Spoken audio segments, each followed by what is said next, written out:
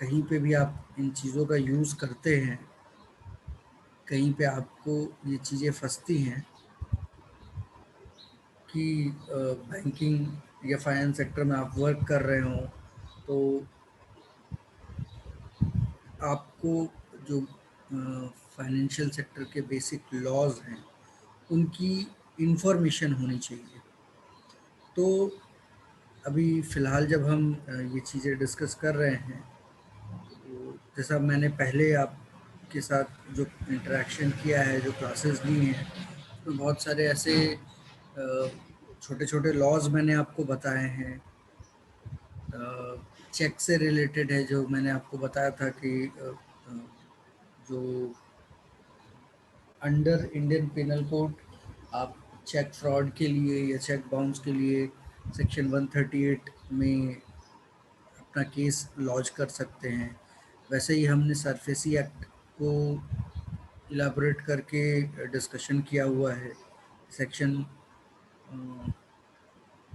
138 plus ये SARFAESI act का क्या यूज़ है बैंक के बेनिफिट के लिए, किसी फाइनेंस सेक्टर के बेनिफिट के लिए, और साथ ही किसी कस्टमर का क्या ऑब्लिगेशन बनता है कि जो कस्टमर है वो किस तरीके से रिस्पॉन्सिबल है अपने फाइनेंशियल एक्टिविटीज़ के लिए। अगर वो मार्केट में लोन लेता है, वो कोई इन्वेस्टमेंट करता है, तो किस तरीके से जो बैंक है उसका कोई ऑब्लिगेशन बनता है, बैंक की लाइबिलिटी बनती है, बैंक की जिम्मेदारी बनती है, या फिर फाइनेंस कंपनी की जिम्मेदारी बनती है कि वो किन चीज़ों को फुलफ़िल करेगा और किन जगहों से वो अपना जो राइट है, अपना जो बेनिफिट है, उसको सिक्योर करके रखेगा।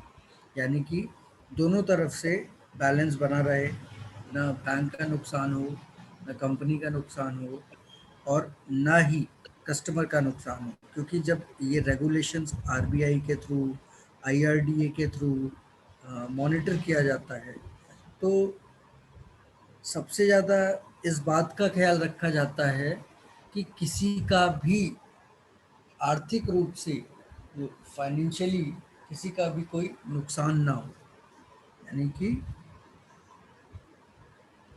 चीज़ों को दोनों तरफ से मैनेज किया जाए, रेगुलेट किया जाए। इसीलिए इन्हें रेगुलेटरी बॉडी के तौर पे जाना जाता है, आरबीआई को, या इन जो दूसरे बैंक्स, सॉरी, दूसरे रेगुलेटिव बॉडी हैं, जो रेगुलेशन अथॉरिटी। तो जब हम ये जो आपका मॉड्यूल है, ये लीगल एस्पेक्ट ऑफ बैंकिंग है, ये इस मॉड्यूल में जो बेसिकली हम डिस्कस कर रहे होंगे,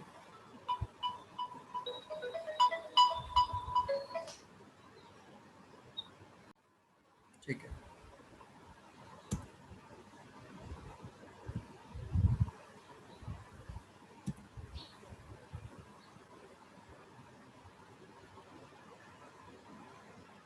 हम डिस्कस कर रहे हैं लीगल एस्पेक्ट्स ऑफ बैंकिंग, कि बैंक में बैंकिंग सेक्टर का लीगल फ्रेमवर्क कैसा है। लीगल सेक्टर यानी कि कुल मिलाकर ऐसे कौन कौन से नियम कानून हैं, ऐसे कौन से ऑर्गेनाइजेशंस हैं जो बैंकिंग सेक्टर में या फाइनेंस सेक्टर में कानूनी रूप से लागू होते हैं, जिनका यूज़ किया जाता है बैंकिंग सेक्टर में चीज़ों को, ट्रांजैक्शंस को रेगुलेट करने के लिए, या फिर इनका फ्यूचर एस्पेक्ट समझने के लिए कि अगर इन फ्यूचर कोई इस तरीके की घटना होती है जहाँ पे बैंक की चीज़ों को सिक्योर करने के लिए, या फिर हमारी जो गवर्नमेंट है, सरकार जो है, वो बैंकिंग प्रणाली को कंट्रोल करने के लिए, उसको सही तरीके से सुचारू रूप से चलाने के लिए, उसको सही जो फाइनेंशियल गोल्स हैं उनको पूरा करने के लिए गवर्नमेंट को ऐसे कौन से प्रावधान लाने पड़ते हैं जिसका वो यूज़ करे और आपके लीगल राइट्स को सिक्योर करे। तो फिलहाल जब हम ये मॉड्यूल डिस्कस कर रहे होंगे तो जो बेसिक कुछ चीज़ें हम डिस्कस करेंगे उनमें सबसे पहले होगा FEMA act, FEMA, financial exchange and management act. यानी कि जो आप लोगों में से कई लोगों ने सुना होगा कि जब जब भी हम विदेशों से कोई चीज़ परचेस करते हैं, सिंपल वर्ड्स में परचेस करते हैं, या आप नॉर्मल टर्म्स में आप लोग सुनते होंगे एक्सपोर्ट का या इंपोर्ट का काम होता है विदेशों से। जैसे ऑयल जो है, तेल जो है, हम वो इंपोर्ट करते हैं। हमारे यहाँ से कई ऐसी चीज़ें हैं जो विदेशों में एक्सपोर्ट की जाती हैं। ऐसे समय पे जो पेमेंट है, जो पैसे का लेन देन है, वो एक करेंसी से दूसरी करेंसी में होता है। यानी कि हम परचेस करने के लिए पैसे रुपए में, इंडियन रुपीस में पेमेंट करते हैं। हमारी जो करेंसी है इंडिया की वो INR है, Indian national rupees. For an example, अगर हम जापान से ट्रेड कर रहे हैं तो हम येन, उनकी करेंसी येन है, तो हम जब कोई चीज़ वहाँ से परचेस कर रहे हैं तो हम पेमेंट इंडियन रुपीस में कर रहे हैं। जब वहाँ से कोई चीज़ परचेसिंग के लिए है, यानी वो वहाँ वहाँ पे हमारे यहाँ से कोई चीज़ इंपोर्ट कर रहे हैं, हम यहाँ से कोई सामान भेज रहे हैं, तो जब वो पेमेंट करेंगे तो हमको येन में करेंगे। सिमिलरली US, अमेरिका है, यूनाइटेड स्टेट्स ऑफ अमेरिका, उससे अगर हम कोई डील कर रहे हैं तो हम डॉलर में पेमेंट करेंगे। तो जो वर्ल्ड मार्केट होता है उसका जो पेमेंट सिस्टम है, उसका वैल्यूएशन, अगर आप सिंपल टर्म्स में समझे कि किसी एक करेंसी का दूसरे करेंसी के मुकाबले क्या वैल्यू है, इसका जो बेसिक पैरामीटर है वो आज के डेट में डॉलर है। जी, कुछ बोलना चाहते हैं?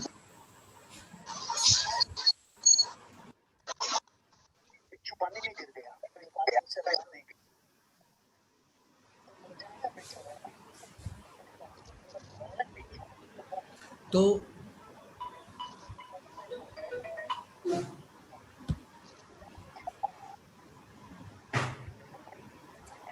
एक मिनट, थोड़ा सा मैं होल्ड कर रहा हूँ।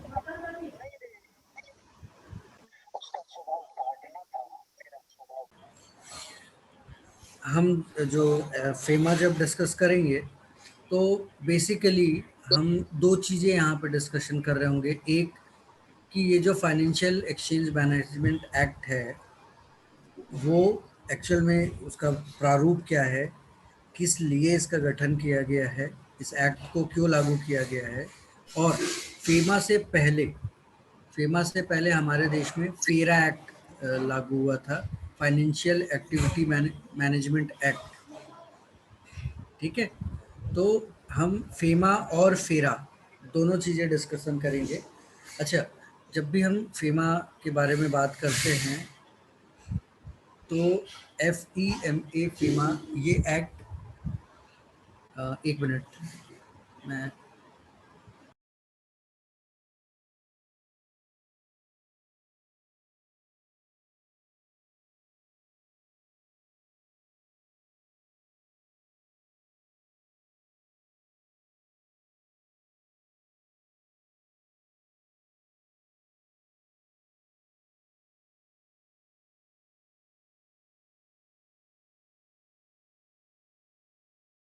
मॉर्निंग से ही बस ऑफिस के कॉल्स आते हैं, मैं अभी कंटिन्यू करता हूँ।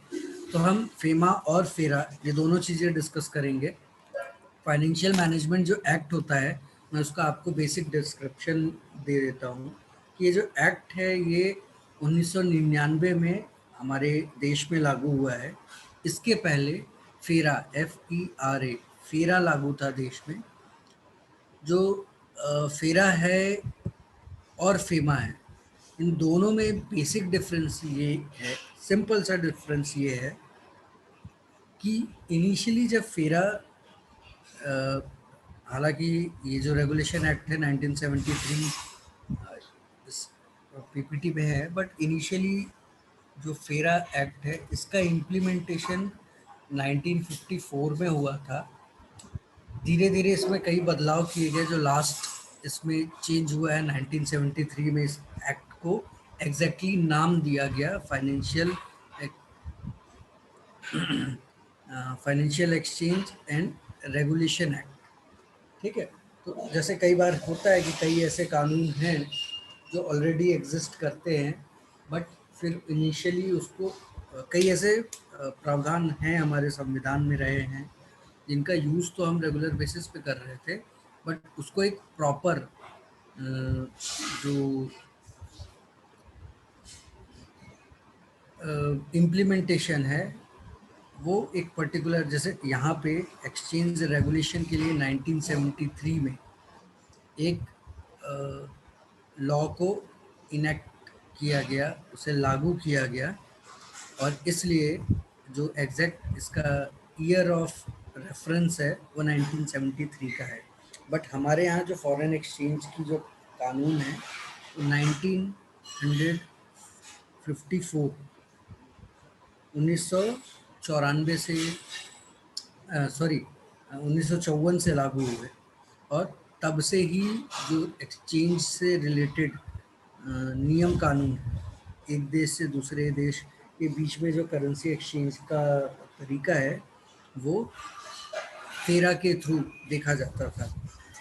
फिर 1991 में 1990-91 के आसपास जब देश में उदारीकरण, वैश्वीकरण, ये चीज़ें आपने सुने होंगी अगर आप स्टडीज़ जो आपने स्कूल लेवल पे स्टडीज़ की होंगी, तो वैश्वीकरण, उदारीकरण और जो इंडस्ट्रियलाइजेशन है, यानी कि जो औद्योगिकीकरण का समय चालू हुआ इंडिया में 1991 के आसपास, उस समय जो हमारे फाइनेंशियल सेक्टर में जो चेंजेस किए गए, जिस तरीके से हमारे मार्केट को ओपन किया गया, वहाँ पे एक नए कानून की ज़रूरत महसूस की गई कि हमें जो अब ये एक्सचेंज का हमारा कानून है, जिन नियम और कानून के द्वारा, जिन शर्तों के द्वारा हमारे देश की कंपनियां दूसरे देश की कंपनियों में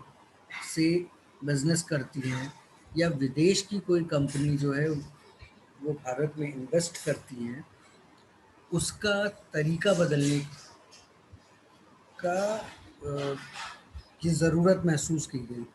यानी कि पहले जैसे कोई फॉरेन की कंपनी इंडिया में आती थी, मैं एक एग्जांपल बताता हूँ, तो पहले उसको इंडियन गवर्नमेंट से लाइसेंस लेना पड़ता था। लाइसेंस अप्लाई करने की प्रक्रिया बहुत बहुत जटिल थी, बहुत एकदम रिजिड मेथड था कि कंपनियां इन्वेस्ट करने की बजाय, हमारे यहाँ इन्वेस्ट करने की बजाय कहीं और उस प्रोजेक्ट को लेकर चली जाती थी। इतना लंबा समय लगता था कि उनका इन्वेस्टमेंट काफ़ी समय तक अनयूजेबल रहता था। यानी आज को मैं इन्वेस्ट करूं तो मैं जल्द से जल्द उस पर बिजनेस चालू करके प्रॉफिट कमाना चाहता हूं, पर हमारे यहाँ की प्रक्रिया इतनी स्लो थी, इतने कॉम्प्लेक्स थी, इतने सारे लेवल्स थे उसमें, फाइल्स इधर से उधर जाती हैं। ठीक है। और हमारे जो श्रम कानून थे उस समय तक में, उसमें भी कई ऐसे प्रावधान थे जहाँ पे जो कंपनियां इन्वेस्ट कर रही थी बाहर की, उन्हें ये महसूस होता था कि दूसरे देशों के कंपैरिजन में हमारे देश में उनका काम करने का जो तरीका तय किया गया है कानूनी रूप से, उसमें उनका जो प्रॉफिट है वो एज़ कम्पेयर टू, अगर वो हमारे कंपैरिजन में किसी और देश में अगर वो अपनी कंपनी लगाते हैं तो उनका प्रॉफिट ज़्यादा होगा। हमारे यहाँ पे ऐसे कई कानून थे जो कि कंपनियों के मुताबिक नहीं थे, उनके लिए एक ओपन एनवायरनमेंट प्रोवाइड नहीं करते थे, एक प्रॉपर मेंटेनेंस नहीं था, दोनों बैलेंस नहीं था, कंपनी के लिए और जो वर्कर हैं उनके लिए। तो जब उन श्रम कानूनों में भी चेंज किया गया इस ग्लोबलाइजेशन और इंडस्ट्रियलाइजेशन के दौर पे, तो जो दूसरे कानून है उनके साथ साथ जो फाइनेंशियल एक्सचेंज का कानून है हमारे यहाँ, उसे भी चेंज किया गया। और आरबीआई की रेगुलेशन पे और आरबीआई के रिकमेंडेशन पे सेंट्रल गवर्नमेंट जो है हमारी, उसने ये कानून लागू किया, जो कि 99 से लागू है। और हमारे देश में जितनी भी एक्सचेंज की एक्टिविटी होती है वो फेमा के द्वारा अभी रेगुलेट की जाती है। फेमा के द्वारा इस एक्ट के द्वारा कंट्रोल की जाती हैं। इसके अलावा जो सेकंड चीज़ हम डिस्कस करेंगे कि अच्छा, जब हम फीमा डिस्कस कर रहे होंगे तो हम ये भी डिस्कस करेंगे कि टाइप्स ऑफ जो हमारा फाइनेंशियल ट्रांजैक्शन है उसके कुछ बेसिक पैरामीटर्स होते हैं, कई सारे ऐसे वर्ड्स हैं जो कि हम डे टू डे लाइफ में सुनेंगे, जैसे कंपनी क्या होती है, एक पर्सन कौन है, ठीक है, residential Indian, non residential Indian, इन इन दोनों में अंतर क्या है, और इस कानून का उपयोग रेसिडेंशियल जो इंडियंस है यानी कि जो आम नागरिक है भारत का, और एनआरआई आप लोगों ने सुना होगा, नॉन रेसिडेंशियल इंडियंस, चूँकि वो पर्सन जो कि एनआरआई है आज के डेट में, जिसे एनआरआई का स्टेटस दिया गया है, वो अल्टीमेटली उसका ओरिजिन इंडियन ओरिजिन से है। वो किसी न किसी पर्पस से आज के डेट में इंडिया के बाहर है, वो वहाँ पे वर्किंग हो या स्टूडेंट हो या कोई भी तरीका हो, जब वो वहाँ पे रह रहा है तो आइदर वो इंडिया से फाइनेंशियली अपने गोल्स सेटिस्फाई कर रहा है, यानी कि अगर कोई स्टूडेंट है तो उसके पेरेंट्स यहाँ से उसकी फ़ीस वगैरह भेजेंगे, या यहाँ से इनिशियली उसका पेमेंट हुआ होगा तो यहाँ का जो करेंसी है वो किसी दूसरे देश में पेमेंट किया होगा। सेकंड, शायद वो पर्सन वहाँ पे वर्किंग हो, इंडियन भारतीय नागरिक है, पर वो किसी दूसरे देश में काम कर रहा है, काम की वजह से गया हुआ है, तो वहाँ पे जो वो पैसे अर्न कर रहा है, जो वो अपनी सैलरी अर्न कर रहा है या अपने बिजनेस के थ्रू जो इनकम जनरेट कर रहा है, वो अगर किसी चैनल से किसी भी रीज़न से अगर इंडिया में इनफ्लो आता है, इंडिया में रिटर्न आता है, तो वो पैसा भी इसी एक्सचेंज लॉ के तौर पे, ये जो फॉरेन एक्सचेंज लॉ का एक्ट है, इसके द्वारा ही रेगुलेट किया जाएगा।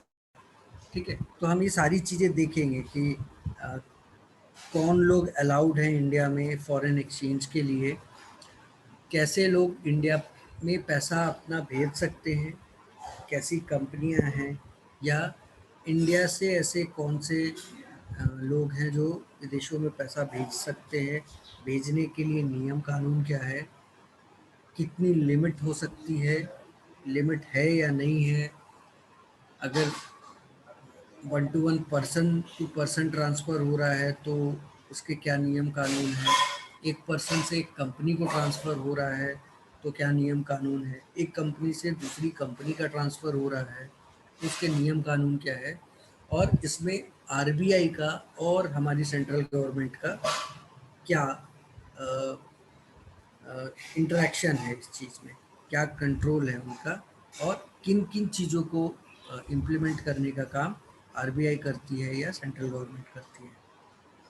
इसके अलावा हम जो सेकंड चीज़ डिस्कस करेंगे, जिस जो हमने अपने पिछले मॉड्यूल के टाइम पे भी कुछ डिस्कशन किया था, वो था रिकवरी ऑफ डेब्ट due to bank and financial institution, यानी कि जो भी अ, पैसा बैंक्स ने या फाइनेंशियल इंस्टीट्यूशन ने इन द फॉर्म ऑफ डेब्ट, in the form of loan market में इशू किया है, उसकी रिकवरी के क्या क्या तरीके हैं, कौन कौन से ऐसे नियम कानून हमारे लेजिस्लेशन में, हमारी फाइनेंशियल और बैंकिंग सेक्टर में मौजूद हैं, जिसका यूज़ किया जाता है इन डेप्थ रिकवरी को लीगल करने के लिए, कि ऐसे कोई भी जाकर पैसा आपसे रिकवर नहीं कर सकता है। यानी कि उसके लिए कोई ऑथराइज पर्सन होगा, कोई ऑथराइज ऑर्गेनाइजेशन होगा, डेब्ट रिकवरी एजेंट होते हैं, डेब्ट रिकवरी की ऑर्गेनाइजेशंस होती हैं, कंपनियां होती हैं जो लीगली ऑथराइज्ड हैं इन रिकवरीज के लिए। तो हम ये भी डिस्कस करेंगे कि किस तरीके से ये डेब्ट रिकवरी का जो प्रोसेस है वो मैनेज किया जाता है, कैसे लोगों को या कैसी संस्थाएं हैं जो इस रिकवरी के काम में लगी हुई हैं, उनका उनके राइट्स क्या हैं, किन तरीके से वो ये रिकवरी को हैंडल करती हैं, और ऐसी क्या-क्या चीज़ें हैं जो वो जिसके लिए वो अलाउड हैं। ऐसा नहीं है कि रिकवरी वाली संस्था है, आपने जब लोन लिया हुआ है, इफ़ इन केस आप पेमेंट नहीं कर पा रहे हैं, तो उनका एक लिमिट है, एक लीगल फ्रेमवर्क है, उससे अलग हटकर ना वो कोई तरीका यूज़ कर सकते हैं और ना आप उनको किसी भी तरीके से अपना काम करने से रोक सकते हैं। कि अगर आपको लग रहा है कि नहीं, मैंने लोन लिया है, बट डेब्ट कंपनियों का या वहाँ के एजेंट्स कॉल आ रहे हैं, उनके लीगल नोटिस आ रहे हैं, इफ़ इन केस कोई कस्टमर रिस्पॉन्स नहीं करता है तो उसका लीगल ऑब्लिगेशन बनता है, कोर्ट से नोटिस इशू होता है, और अल्टीमेटली समन के द्वारा, लीगल प्रोसीजर के द्वारा उस पैसे की रिकवरी करवाई जाएगी। पर न कस्टमर उस पर्टिकुलर लीगल एजेंट को, उस कंपनी के रिप्रेजेंटेटिव के साथ कोई पर्सनल डिस्प्यूट करने के लिए अलाउड है, न वो पर्सन जो रिकवरी एजेंट है वो कोई पर्सनल मेथड यूज़ नहीं कर सकता है इन सब रिकवरीज के लिए। तो ये पूरा एक फ्रेमवर्क बनाया गया है कि क्या क्या चीज़ें अलाउड हैं, क्या अलाउड नहीं है। जैसे अभी आप देख पा रहे हैं स्क्रीन पे कि डेब्ट रिकवरी का मतलब क्या होता है। एक्चुअल में किसी ने पैसा ओन किया हुआ है और बैंक जो है वो रिकवरी का एक्शन जब डालती है, तो जो कस्टमर जो कि रीपेमेंट नहीं कर पाया है, उसको ऐसे कौन-कौन से तरीके हैं जिनका यूज़ करके बैंक अपना रिकवरी भी करेगी और अनजुडिशियरी, गैर कानूनी कोई भी ऐसी एक्टिविटी इन्वॉल्व नहीं होगी उस प्रोसेस में कि जो कि अनएथिकल हो, जो कि कानूनी रूप से मान्य ना हो, ऐसी कोई एक्टिविटी नहीं होगी। इसलिए एक पूरा पहले से ढांचा बनाया हुआ है, एक फ्रेमवर्क बना के रखा गया है। डेप्थ रिकवरी का प्रोसेस क्या है, कैसे होगा इसमें। इसमें स्पेशलिस्ट डेप्थ रिकवरी की टीम होगी जो विद इन बैंक्स होती हैं, ठीक है। हर बैंक की अपनी एक रिकवरी टीम होती है। इसके अलावा कुछ एक्सटर्नल रिकवरी एजेंसीज होती हैं जिनका बैंकों के साथ टाई अप होता है। जैसे मान लीजिए इन इन एक्सटर्नल एजेंसीज की ज़रूरत क्यों पड़ती है। कोई बैंक है जो रायपुर में है, ठीक है, उसका ऑफिस है, जो हेड ऑफिस है, रिकवरी टीम है, वो रायपुर में बैठ रही है, और कोई लोन पास हुआ है किसी रूरल एकदम रिमोट एरिया में जहाँ पे बैंक का जो जुरिस्डिक्शन है वो नहीं है, ठीक है। क्योंकि वो पर्सन जिसने लोन लिया है उसका जो एड्रेस है वो काफ़ी रिमोट एरिया में है, और बैंक का कोई एम्प्लॉय जो है वो रेगुलर वे पे विजिट नहीं कर सकता है। तो बैंक एक रिकवरी टीम अलॉट करेगी, उनको हायर करेगी, और वो रिकवरी टीम जो है एक्सटर्नल रिकवरी टीम का एजेंट ऐसे लोकेशंस पे विज़िट करेगा। अच्छा, कई ऐसी जगहों पे जहाँ पे स्पेशलाइज्ड रिकवरी टीम की ज़रूरत पड़ती है, जैसे कि बैंक में आज की डेट में गोल्ड लोन होता है या होम लोन होता है, तो अगर वो रिकवरी एजेंट रखेगी तो किसी भी पर्सन को होम लोन की रिकवरी का या उसके पेमेंट के तरीकों का नॉलेज होना ज़रूरी है। और ऐसा ज़रूरी नहीं कि उसी पर्सन को गोल्ड लोन के टाइम पे रिकवरी के का जो तरीका है या जो नॉर्मल ट्रेंड होता है, गोल्ड लोन के लिए हो सकता है पर्सन एक बार में पेमेंट नहीं करता हो, या कई बार ऐसा है कि इकट्ठे पेमेंट करता हो।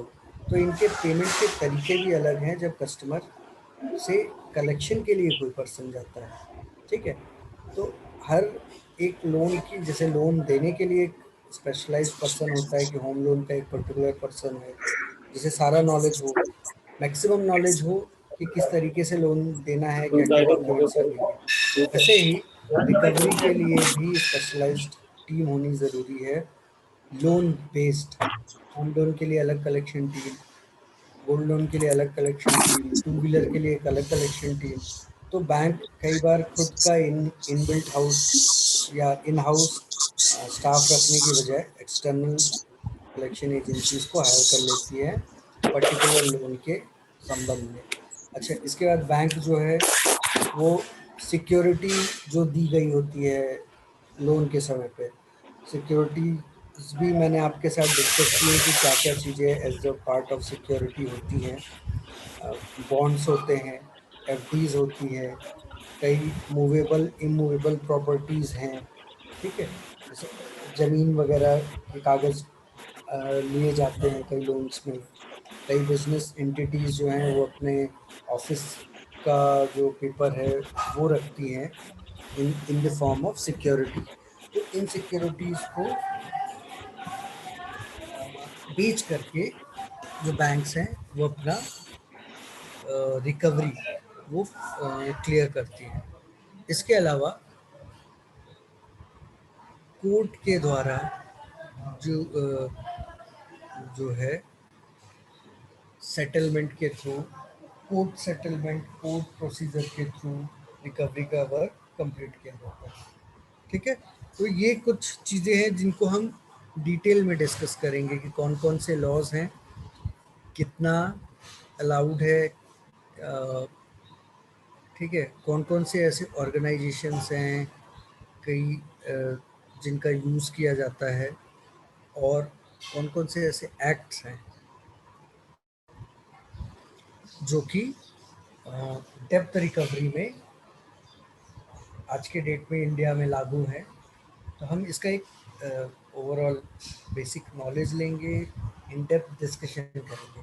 अभी तक किसी को कोई क्वेश्चन ऐसे हैं जो चूँकि मैंने आपको पहले भी सरफेसी एक्ट के बारे में इंफॉर्मेशन दिया हुआ है, डेप्थ रिकवरी के बारे में हमने डिस्कशन किया हुआ है, तो कोई क्वेश्चन है अगर आप लोगों में से कोई रेज करना चाहे तो बताइए।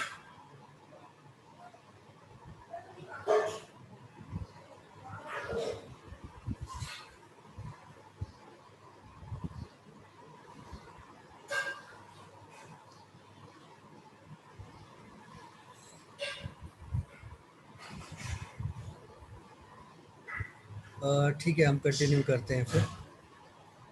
जी जी दीप्ति, आप कुछ बोल रही थी।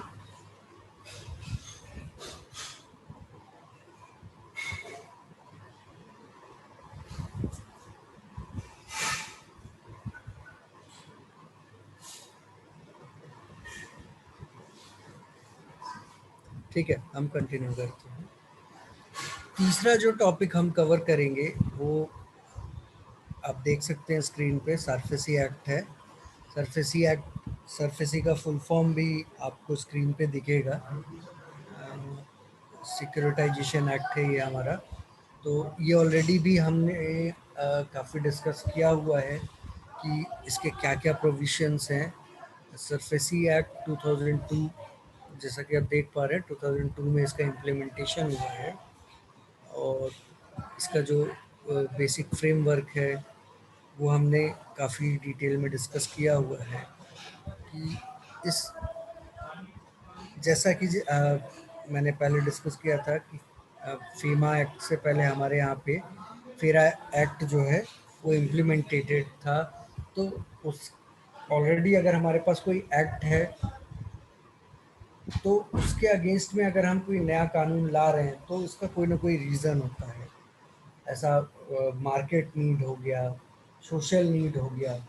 तो जब भी हम कोई नया कानून लाते हैं तो उसके पीछे कोई ना कोई प्रॉपर रीज़न होता है कि हमें महसूस होता है कि कानून में बदलाव करने की ज़रूरत है। नए तरीके से हम कोई कानून गठन करते हैं, कोई नया बोर्ड लाते हैं जो कि चीज़ों को ज़्यादा अच्छे तरीके से मैनेज कर सके। तो सरफेसी एक्ट के पहले जो है आरडीडीबीआई एक्ट था, जो कि हमारे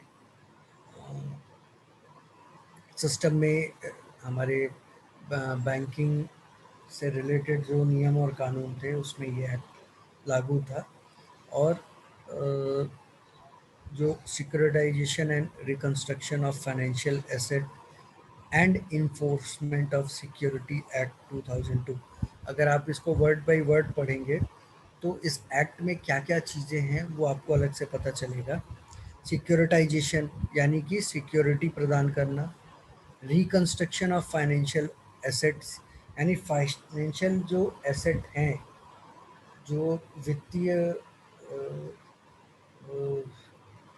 आपके जो क्या बोलेंगे उसको एसेट्स हैं, उनको क्रिएट करना, उनका रिकंस्ट्रक्शन करना, और मतलब लॉस की कंडीशन में अगर कोई डिफ़ॉल्ट कर रहा है तो उस एसेट को रिक्रिएट करना, उसके का नुकसान की भरपाई करना।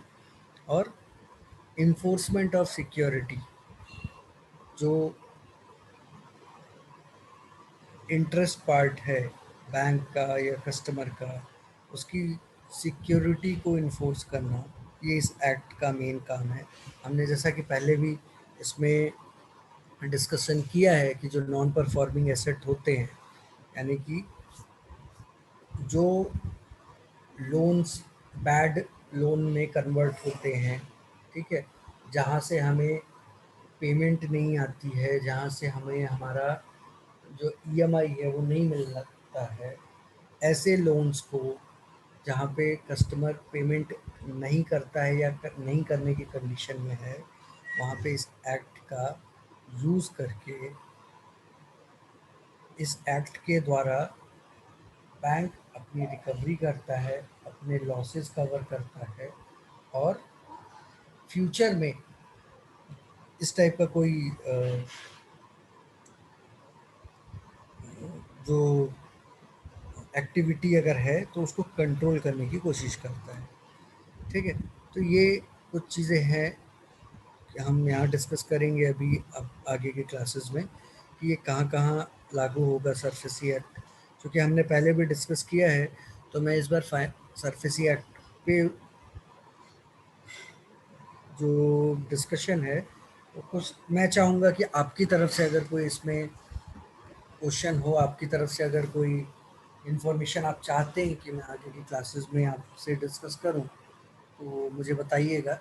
और अभी आप सबके लिए मेरी तरफ से एक होमवर्क आप समझ सकते हैं, एक असाइनमेंट है कि मैं चाहता हूं आप हर एक स्टूडेंट मुझे एटलीस्ट दो दो क्वेश्चंस जो हैं, जो आप चाहते हैं कि मैं इन क्लासेस में आगे आने वाली क्लासेस में डिस्कस करूं, जो कि बैंकिंग से रिलेटेड हो या फाइनेंस से रिलेटेड हो।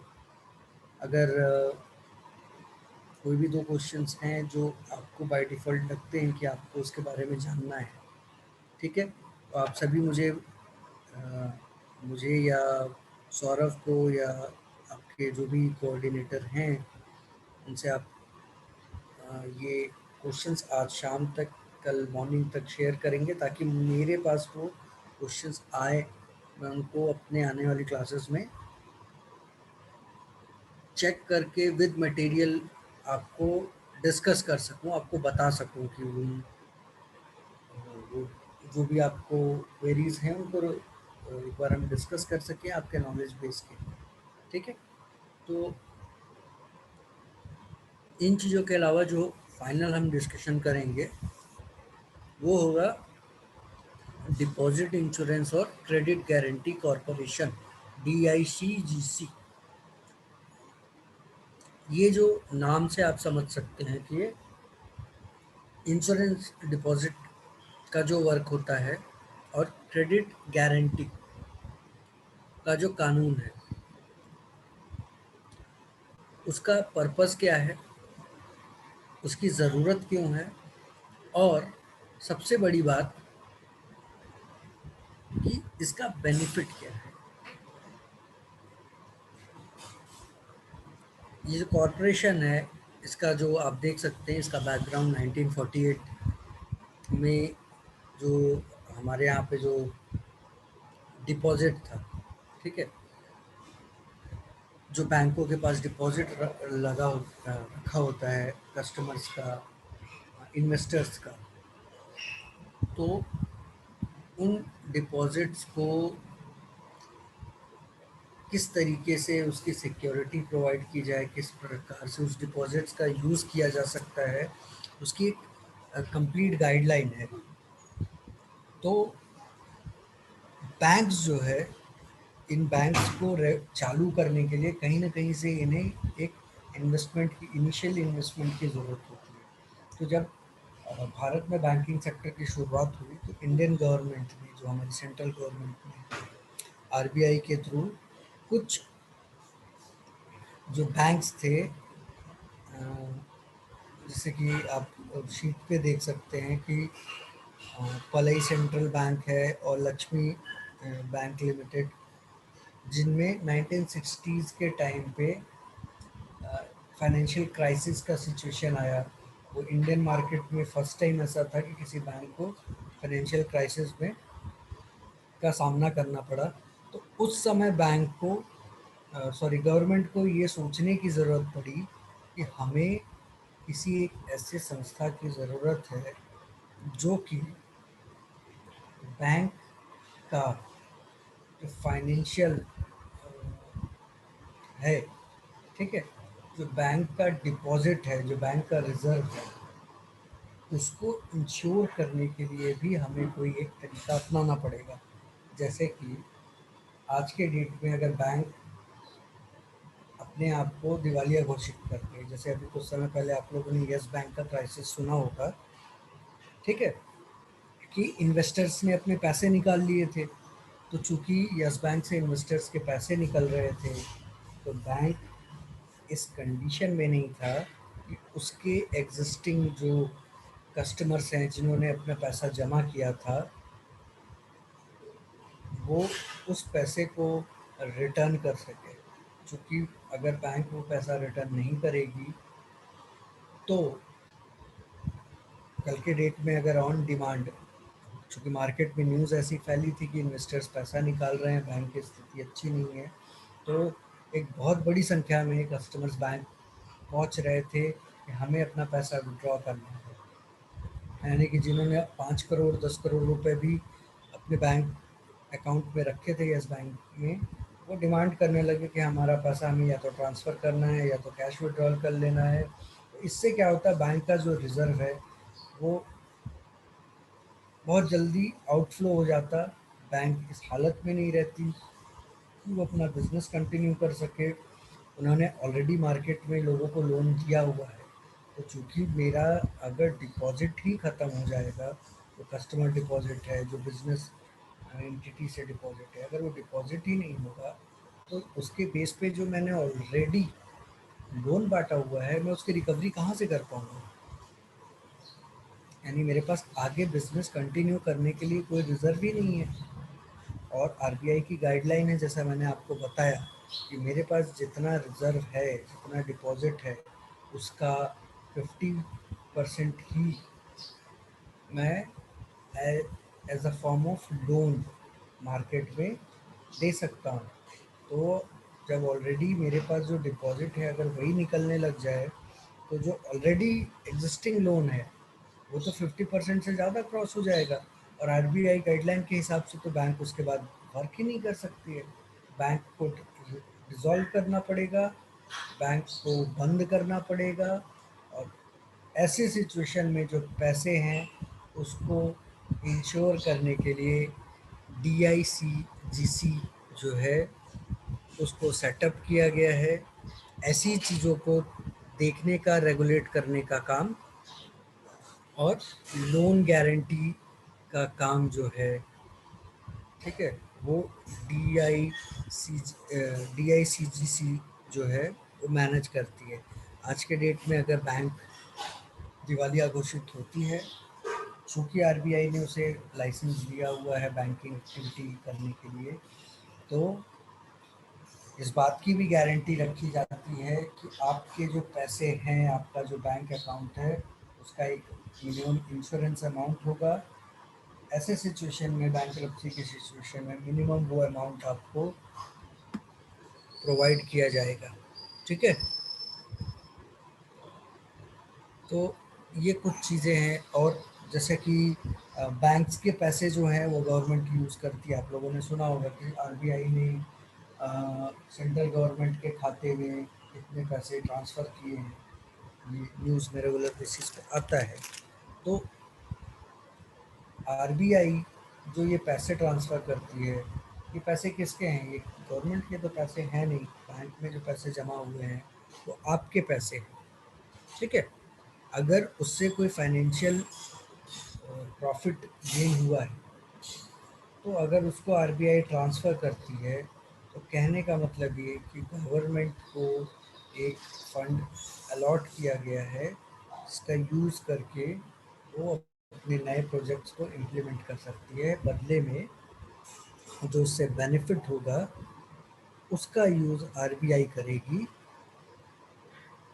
इन फंड्स को आगे रेगुलेट करने के लिए।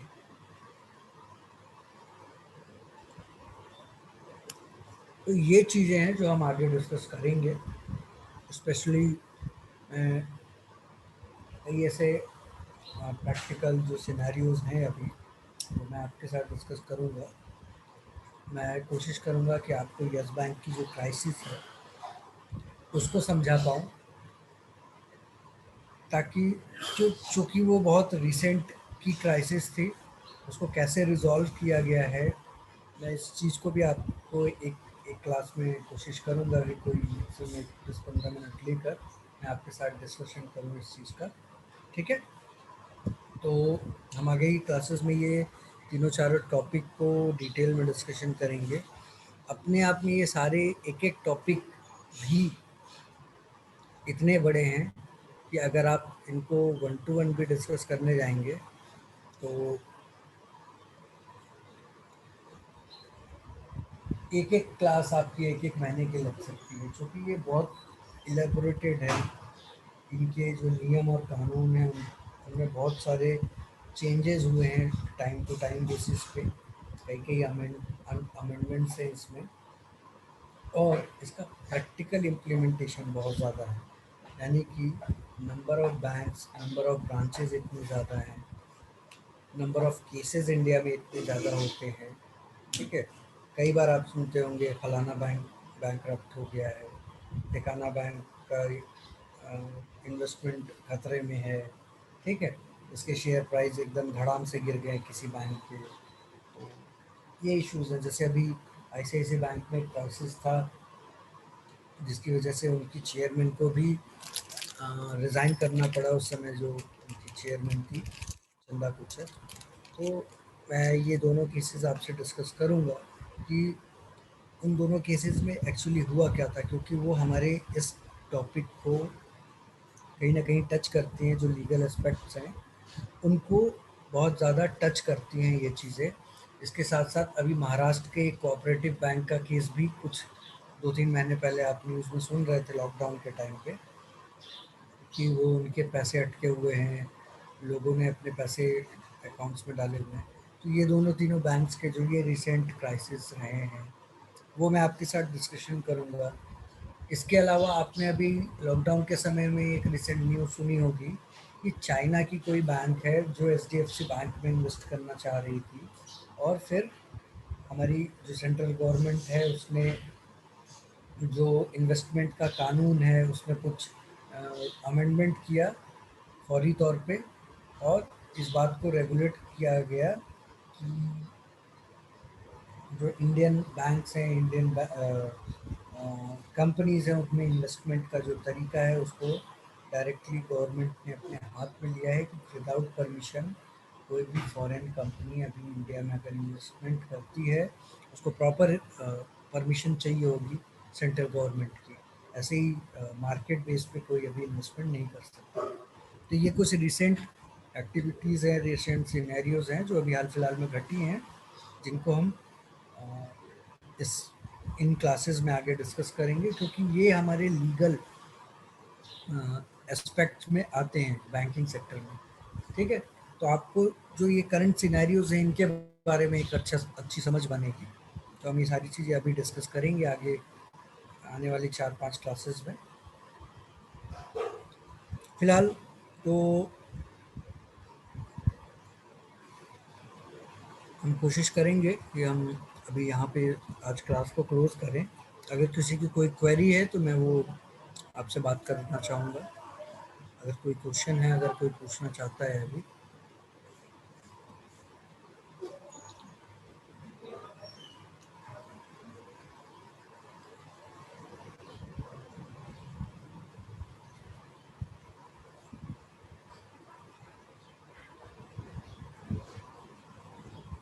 विक्रम, आप हैं यहाँ पे?